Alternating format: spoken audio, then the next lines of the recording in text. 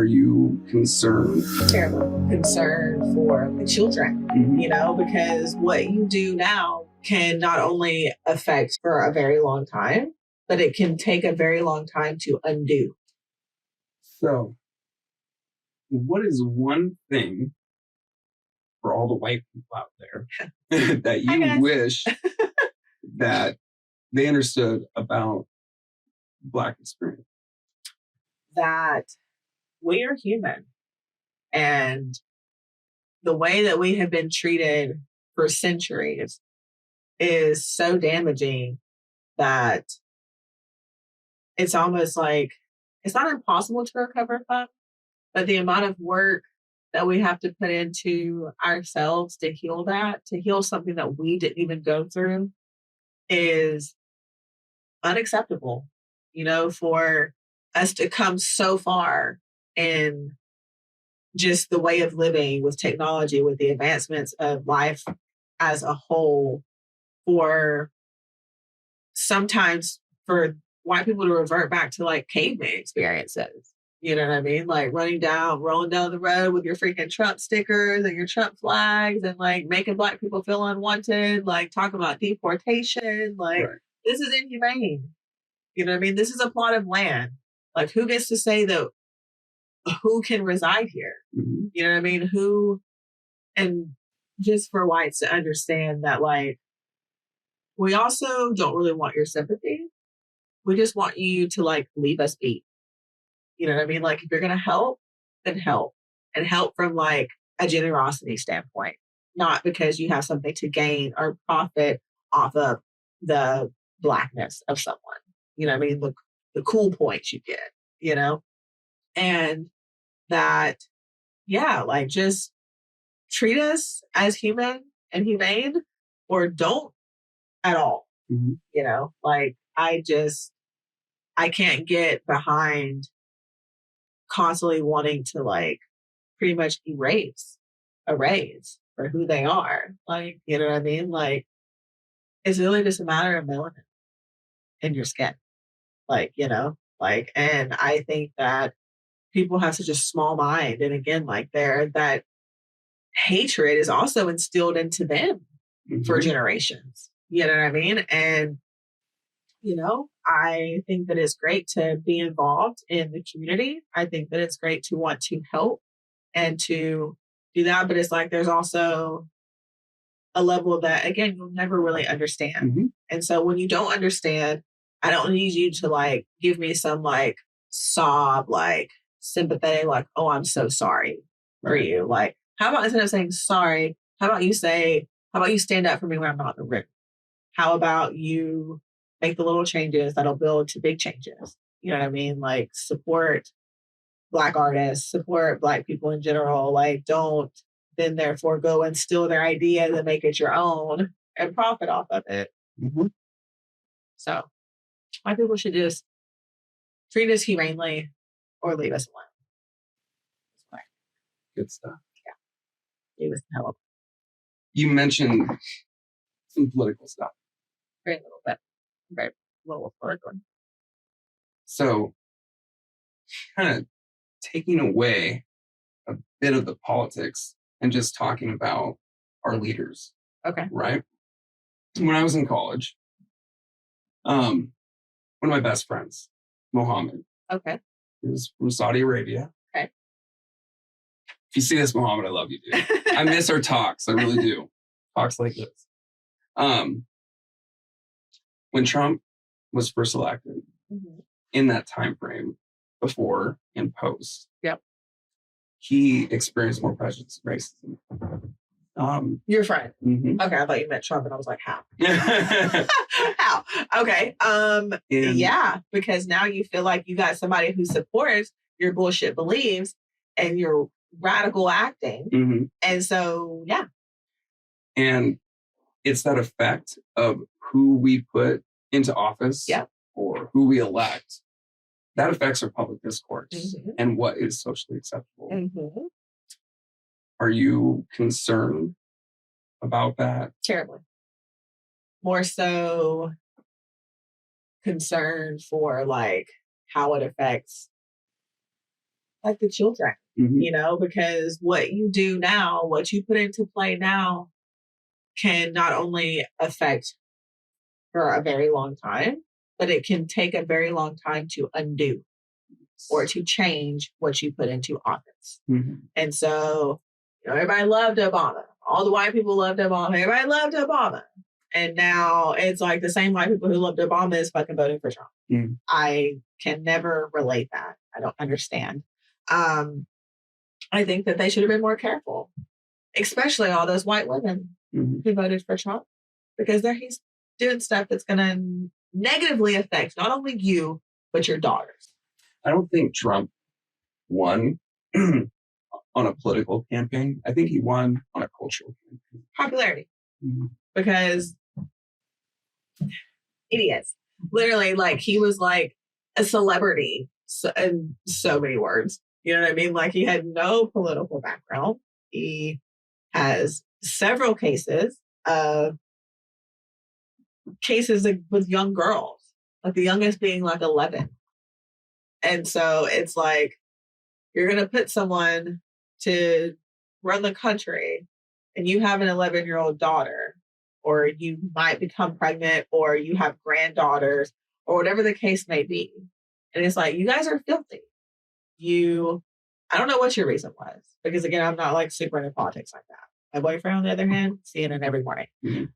My creative brain can't take all of that animosity and all of that turmoil. Like, it hurts me. So I choose not to immerse myself in it. Once I got a degree in media, I stopped watching. Yeah, I'm like, what I do know is that this is going to be a ripple effect. I mean,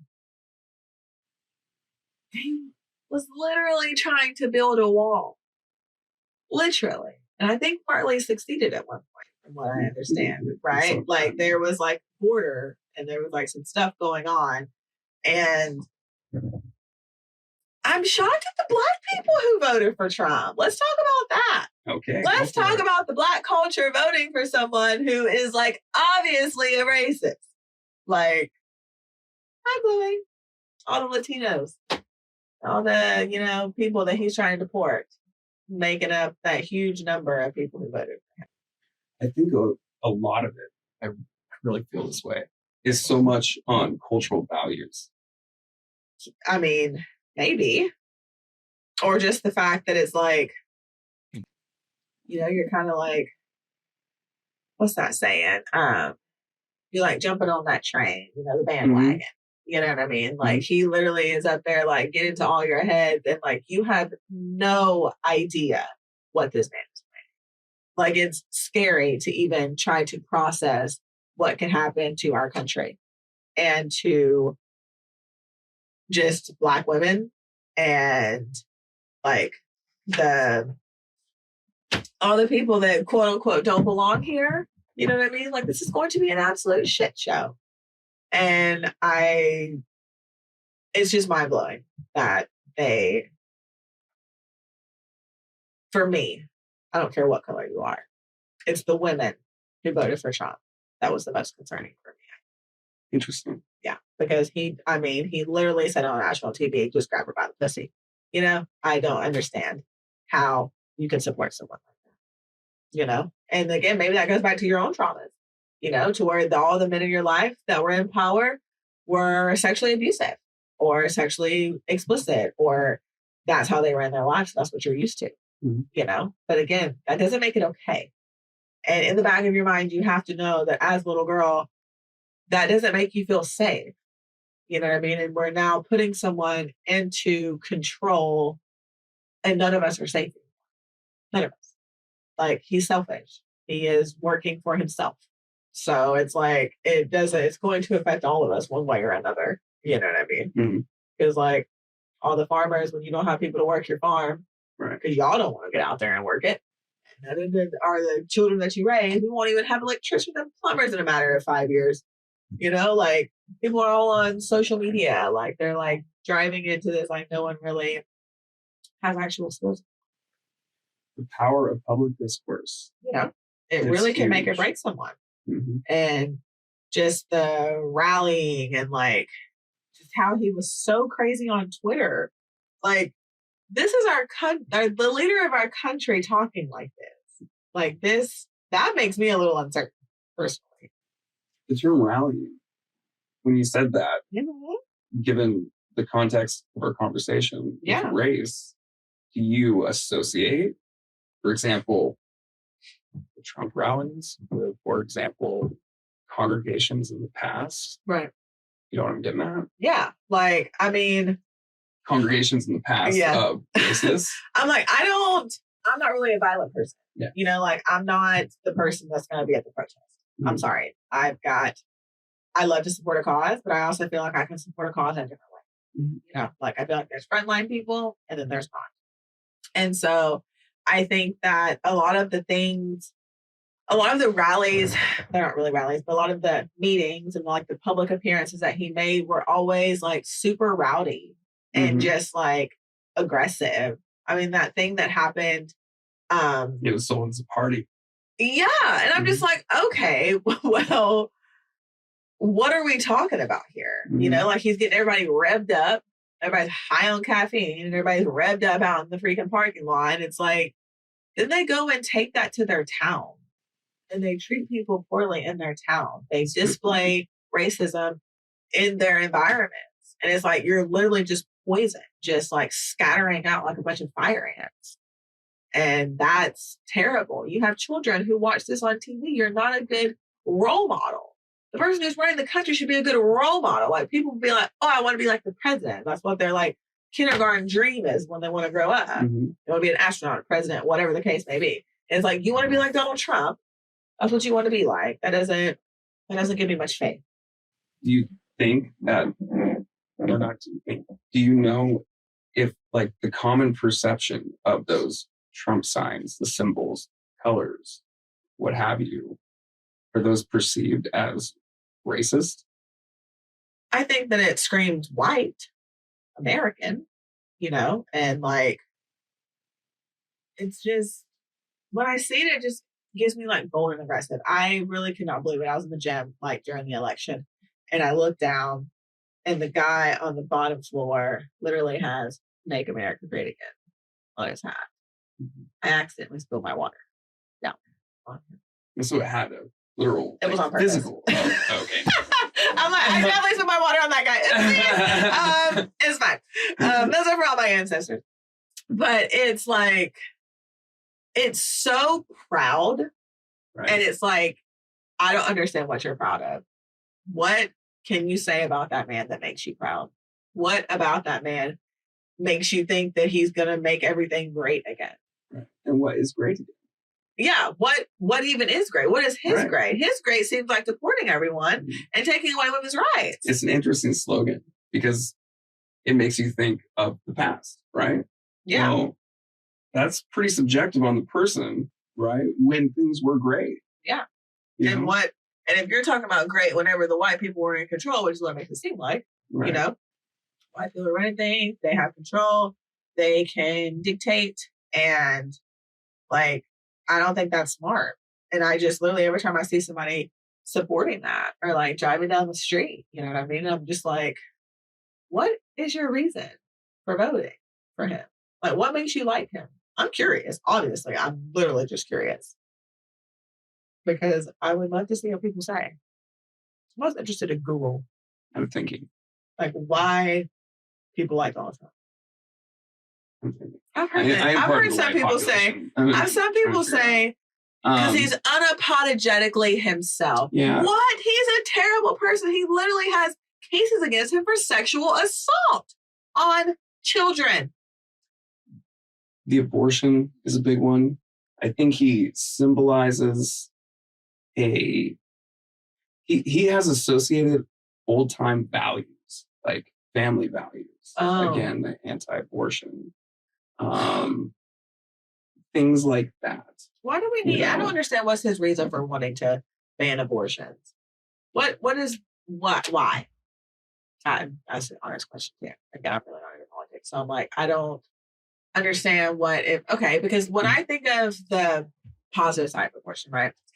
I think of like drastic things. My brain is not very simple. So I'm like, okay, so you're telling me that if a woman is sexually assaulted, she comes up pregnant, you think that she wants to keep that baby? You think Absolutely. She should be forced to keep that baby as a daily reminder? I'm not saying that it's the baby's fault, but let's be fucking realistic. No, it'd be traumatic. That's terrible. That's a terrible thing. And you're telling this woman that she is not allowed. Like, I had a friend in Alabama who needed an abortion and could not get it. Really? Had to call me to order the pills, was terrified to have them sent to her because she was like, what if they find out? Who's going through the mail? First of all, who's going through the mail? But yeah, she literally needed an abortion, legally could not get one, and had to call me up here in the Northwest to order the pills and send them to her. Because that fear that you're talking about, terrible. It is. But also, like, I don't think people quite understand like the personal experience that you have shared right. with some of the things regarding race. What other people are going through, for example, Hispanic community, right, Latino which is very real. I mean, or freaking just out, right? Yeah, or just the Black people, you know, who like really are a part of like whenever that whole like police brutality thing was going on. Mm-hmm. Like some people really had it bad, and it's like to know that because it's also common in Black community, like light skins, like people that are like fairer shades of brown mm-hmm. are not as subject to racism as the darker skins. And that's also a terrible thing because I've had very many dark skinned friends and like just hearing their stories in comparison to the light skinned ones is very different.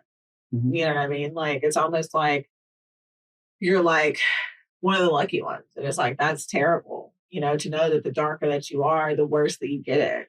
Like I think that's a huge thing in many countries. Yeah, I think it's royally fucked up. You heard about like there's a whole market of skin cream to dye your skin. Yep.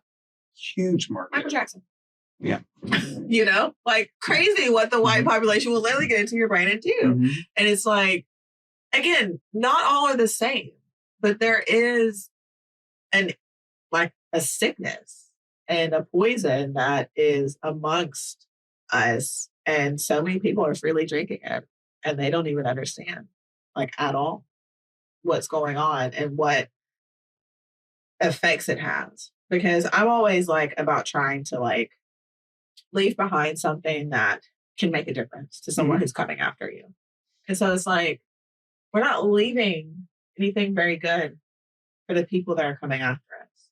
You know, like in our generation, you know, like we had, not our generation, but like generations before us, you know, they really had people who were like making differences. You know what I mean? And it's like nowadays, I feel like we don't really have that. You know, we have Instagram models and like celebrities and like things like that to where it's like, okay, cool for entertainment purposes, but like, what about the things that make that are really like shaping our life? You know what I mean? Like, I just don't really feel like we have those solid figures anymore. I think one of the biggest challenges that we face with having an open dialogue such as this and people viewing it is there will be people who perceive you as judging them. Oh yeah, I'm sure. And it's a defense mechanism. Yeah. For people to shut down. Yeah. Reject it. Not want to believe it. Yeah. It's a hurdle. How do you think we can communicate in order to get past that or bypass that if it's possible? I think... Like what message? I don't know if it's more so a message that needs to come across, but a more so of ears that need to be willing to listen to things that are uncomfortable. Mm-hmm. You know, to know that like maybe you didn't directly play a part in it, but at some point you have contributed. Mm-hmm. You know what I mean? And we all contribute to things that really aren't so good, right? But when it's on such a large scale like racism, I think that some white people get very defensive. Like, oh, I'm not one of those white people. Mm-hmm. Well, what does that mean? They tell each other that too. Yeah. And it's like, well, I didn't say you were. Mm-hmm. So why are we, all I did was say, I feel uncomfortable in this room full of white people. And then you go and say, I'm not one of those, where it's like, that's not necessarily comforting. It's like you're already staging, you know what I mean, for something to come up or to be said. Mm-hmm. You know what I mean? Like, I specifically, this is kind of off subject, but I don't really care because I love Whitney Houston. Mm-hmm. So I was having a conversation with a friend about Whitney Houston. And I was talking about how much I love her, how like crazy she was, how vibrant she was. And my friend's comment was, well, it's a shame that addiction got the best of her life. Because everyone's saying that she died in the bathtub from drug overdose. Mm-hmm. Now, do you think people say that when they talk about Kurt Cobain? You know what I'm saying? Like when you talk about all these white artists, all these rock stars who like whatever and like really did have troubles with addiction. You know what I mean? Like, do you think that that's the first thing that's said by a white person? Oh, it's a terrible thing that her addiction took her death or made it. It's the cause of her death. Like, I don't think that that's recognized. You know what I mean? Like, I think that I'm having a little bit of a hard time hearing you. And by that, I mean, like, understanding what you're saying. Okay. So you're saying that people associate because she's a Black woman instantly that her death has to do with addiction? No, I think that it's being white. I think that it's a race thing, and that was just kind of like a name that I threw out. But I think that it's more so like when you have a person of color, it's easy to, in a moment of recognition, to therefore bring up things that they struggled with. You know, so in the midst of us, like, you know, having like a Whitney tribute in the car, right? Like, her addiction is really irrelevant right now. Right. You know what I mean? We're talking about her amazingness and her music and how fabulous she was. And so it's like, if you bring up, you know, a white artist, and we're talking about their greatness or whatever, like Kurt Cobain, you're talking about how his music was. Yeah, I don't think that we're going to throw up their addiction and the fact that maybe it may or may not have taken their life in that moment. Like, it's just something like negative to toss on to something very positive. Like, out of all of the things that she did and accomplished, that's what we're going to talk about. Interesting. You know, and I don't feel like that is like, if it was a white artist, that would have been stated. You know what I mean? Is what I felt. Just, and so I think that from someone of color to the white population, I think that sometimes just like being able to step back and look at it without the eyes that you've been trained to look at for so long, you know, and that's really hard to undo. You know, we're talking about, I mean, centuries of this, you know, like very long time of instilling hate and showing hate to another race. And it's like, at what point are we going to just like stop? You know what I mean? Like, you can have your differences, like, that's okay. But like, you literally don't have to like bully people and hurt people because you don't like the way that their skin is. Mm-hmm. Yeah. That's it. Let's do one last question. Okay. Give it up. So we talked about what you won't like. Mm-hmm. Let's talk about something a little bit more closer to the chest. Okay. Remember that you said that you had a son, correct? Yep. So from this interview, what would you like him to take away from this? Oh, that's my first thing. I want Vincent to take away that he does not have anything to be ashamed of. That regardless if he's taller than everybody, or if he's bigger than everybody, or if he's darker than every single person in his school put together, that's okay. And that you just need to go where you're accepted. You know what I mean? And for one, accept yourself, because people can smell that. When you are not confident in yourself and you are questioning your own identity and your own self, people will feed off of that. That was a problem for me for a long time. People fed off of that. And I just want you, like I said, like in my poem, like, as a Black man, never put your feelings on you. You know, if you are feeling mistreated, you speak up. I think there's a way to handle yourself. I think there's a way to present yourself. And that has nothing to do with race. It's just a matter of like, just, I guess, class. You know what I mean? Like, I think there's a way to get your point across without having to be aggressive. Now, I think that there's a certain point where someone's not understanding you maybe you insert a little bit of aggression so they can really understand that you're not playing about what you're talking about. But I just want him to know that I will always place him in environments that he's loved. I will not ever dismiss how he feels as a Black man.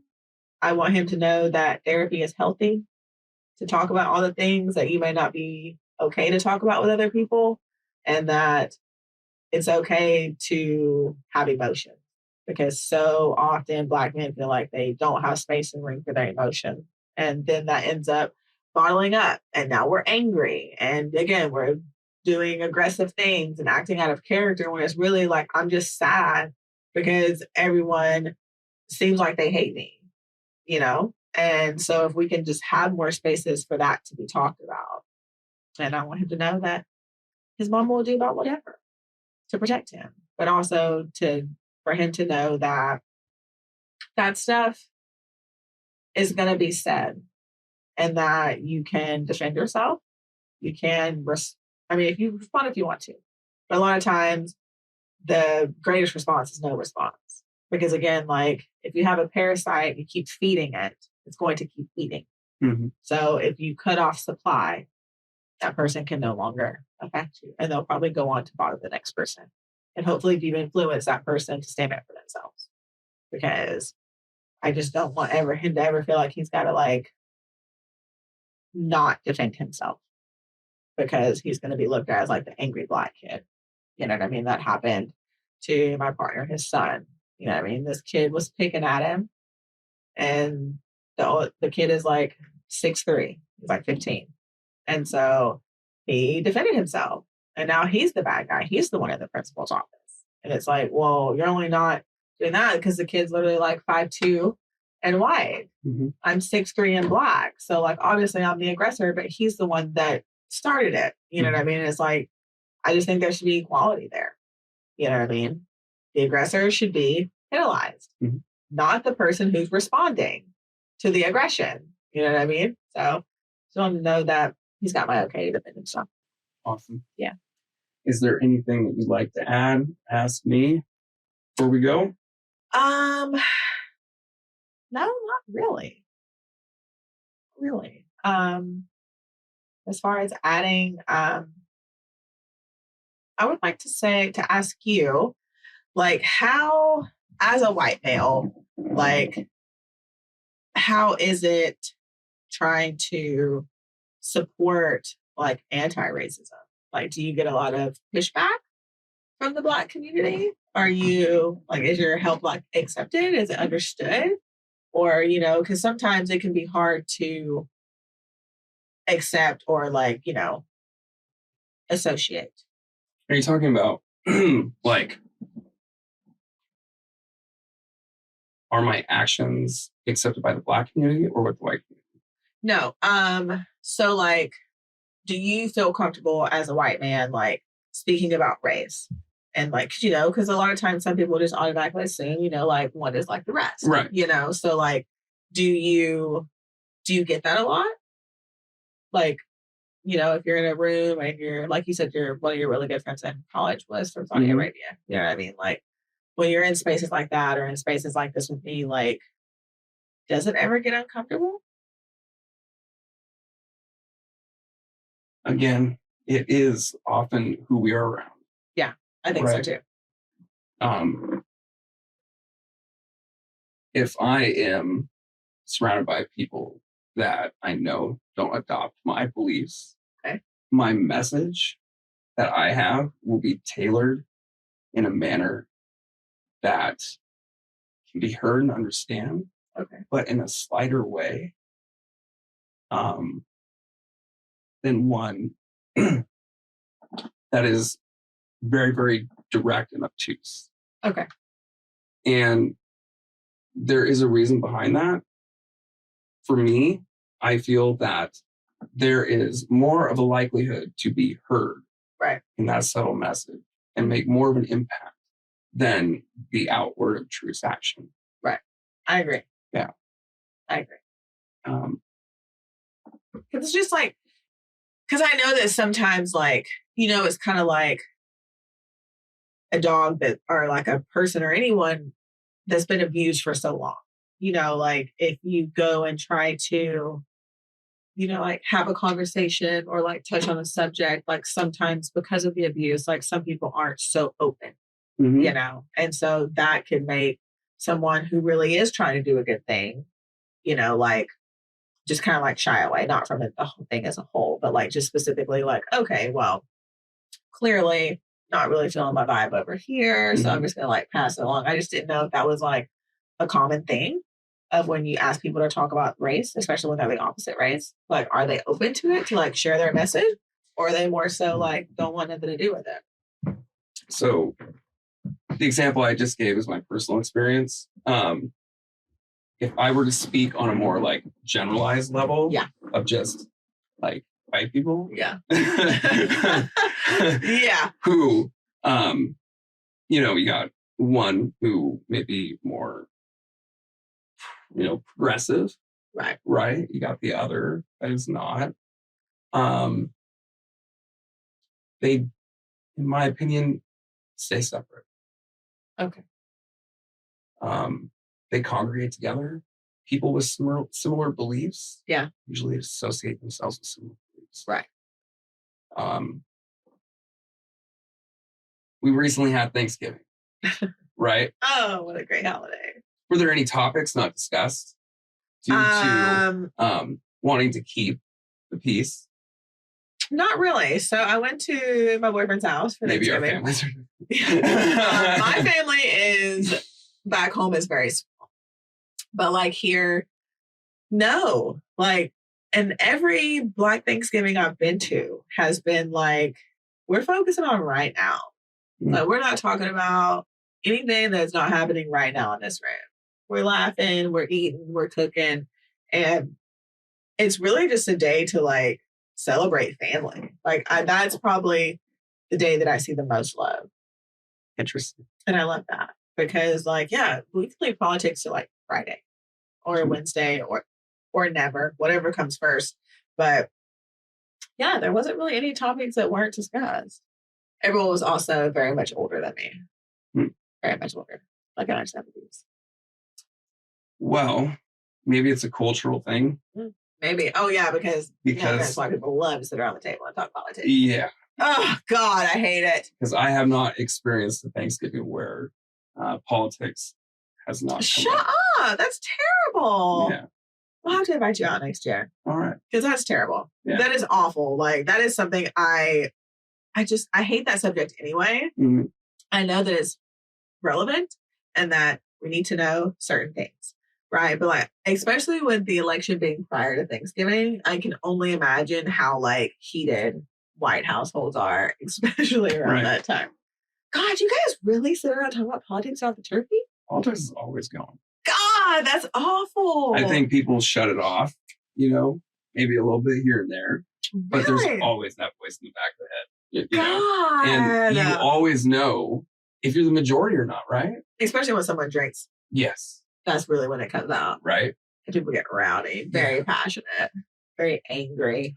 Personal relationships. God, could you imagine if Kamala won at Thanksgiving? I thought that she was going to win. Well, that's what there was one thing I watched is I watched the debate, and I don't know how someone could believe that Trump won that. She did really, really well.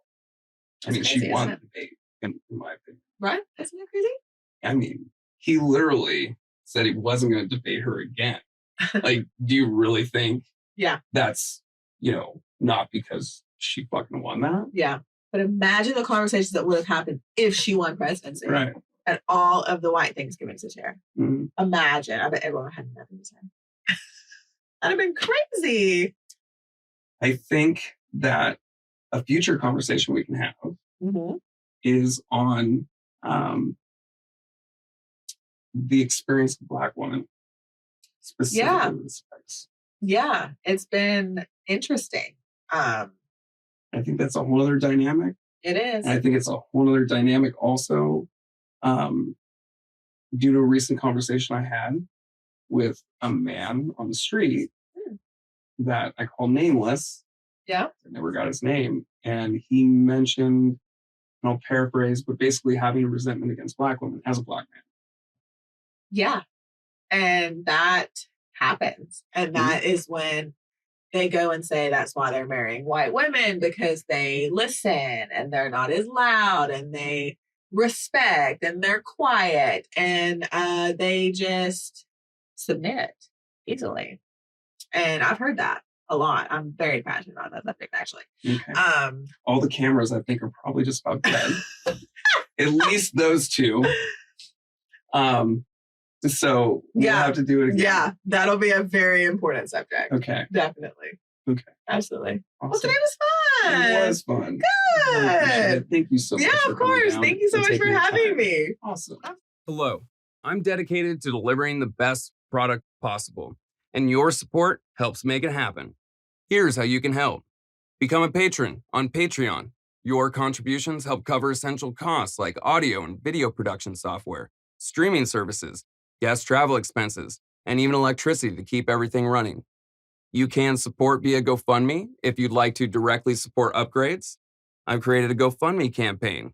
For example, contributions can help fund the purchase of 2 Sony Alpha EV1 cameras and lenses for better angles, including full face shots of my guests and myself. You can visit my website to speakonline.com and share articles and content. Also, if you're interested in becoming a contributor or collaborating, I'd love to hear from you. Reach out and let's explore how you can get involved. You can engage with the channel. Liking, sharing, subscribing, and leaving a comment all go a long way in helping this channel grow and reach more people. Your support means everything, and I'm excited to keep improving and bring you the best possible product. Thank you so much, and I'll see you in the next video.